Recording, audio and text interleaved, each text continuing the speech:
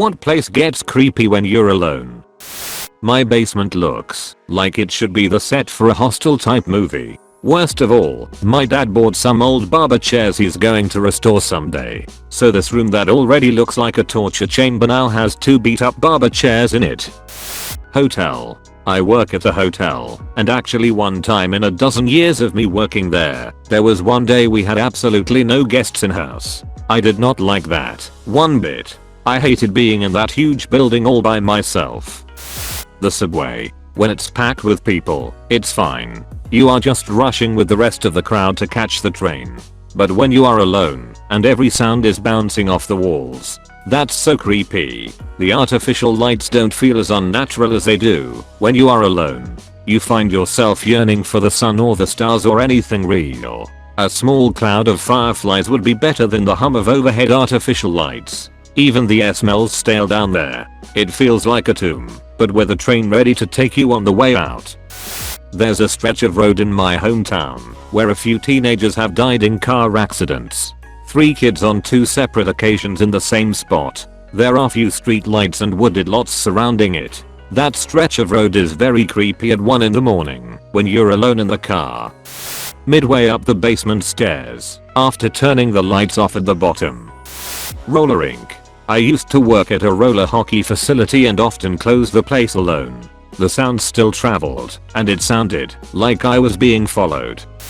The library. I work in a big 60-year-old academic library. I have recently started using my office from time to time with everyone else still working from home. I'm ashamed to say I turned all of the lights on the floor on while I was there. The bathrooms are the creepiest. They haven't ever been updated and have a real 1960s feel. Rest stops after dark. It feels like you've entered a place where multiple dimensions touch or something. Everyone you come across, if you even do, are all wanderers that you'll most likely never see again. The house I grew up in. Short story. After my childhood home was sold, it was a big deal for me to be the last person of my family to sleep in it. Childish, I know. I invited my next door childhood friends to spend the last night there, and they hung out for a while and then bailed. I asked, aren't you going to stay? And they both said, nah man, your house has always given me the creeps. I stayed for about 15 minutes after they left and finally bailed. For some reason that basic single-story suburbanite home was extremely creepy. My house is actually in the middle of nowhere. It gets too quiet sometimes. Plus my house has bad history. Any theater. You never want to be the last person in a dark theater. The ghost light can only ward away so much. Everywhere. Imagining being in like New York and there is absolutely nobody. That would be creepy as hell.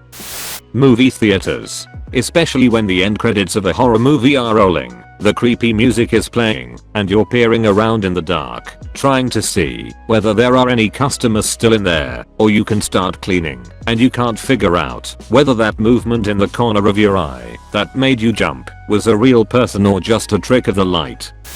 Hospitals. I was in a hospital for an extended period of time and the amount of moans, beeps and casual shuffling you can hear is scary as hell. I worked on a science lab in an old university, and the 19th century basement hallways with all the lights off are from a terror movie. The flickering lights in the stairs at the end of the hallway did not make it any better. The woods. Used to go hiking quite a lot in the Angel's Crest forest. Once I got lost in the middle of the day, only for about 20 minutes. Another time I swore I was being watched while walking down a fire road. I also ran over a rattlesnake on my mountain bike, but that was more freaky than scary. Anywhere that's very dark. You are never afraid of being alone in the dark. You are afraid of not being alone in the dark.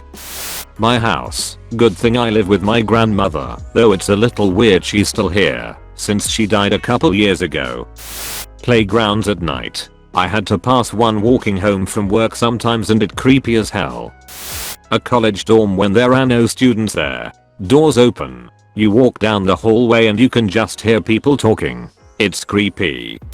Movie theater. I used to clean a little 2-screen second run theater and that shit was creepy. Even with all the lights on, it was still dimly lit in the theaters, and walking through the aisles of seats thinking about the fact that someone could be crouched down hiding in a row.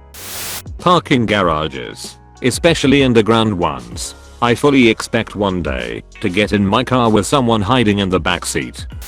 Toilets in the kindergarten. Man, do the adults look at you like you're some sort of weirdo. There's this one place near where I live called Corpsewood. The stories of the place are very bizarre and a little creepy. First comes the story of a gay couple, two men, living in a large house in this area, not necessarily the middle of nowhere but surrounded by woods.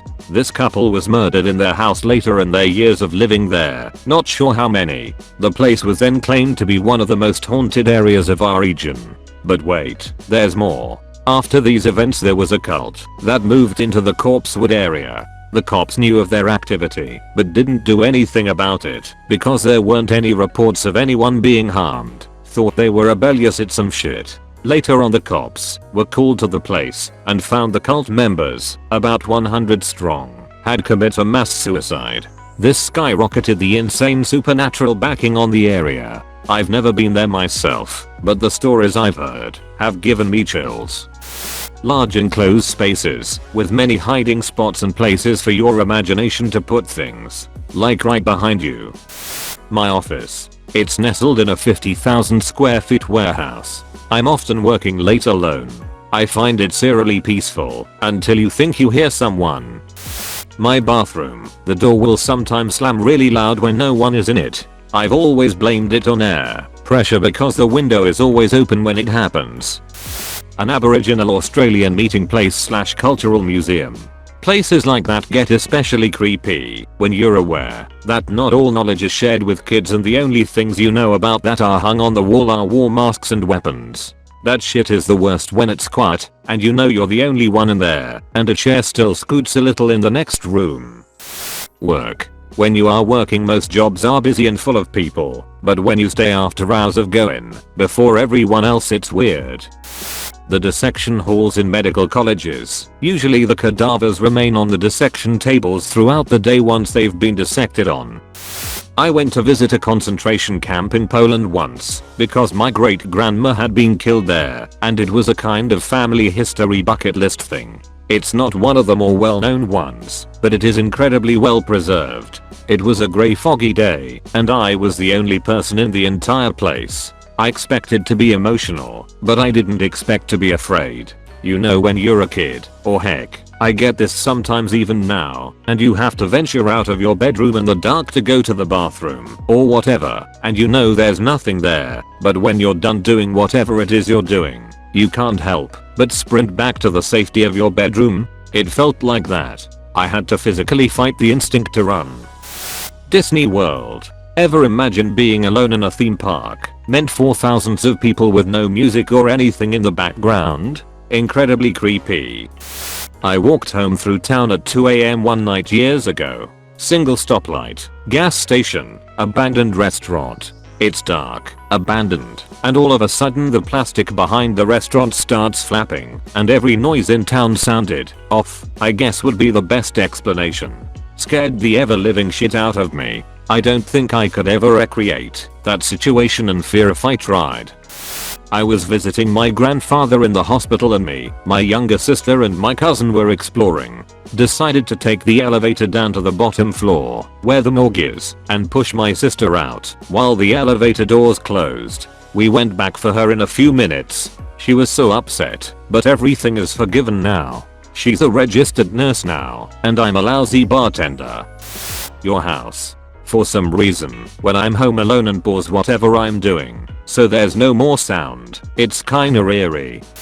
When I went to Washington DC, I flew out alone and had to take the train from Baltimore. It was night, and for a time the train platform was completely abandoned. It was creepy as hell. This really shouldn't be creepy, but it is to me. The gym at 3 in the morning. It's unsettling being alone in such a big place. Anyone with a code can walk in, and I bet a code isn't difficult to guess.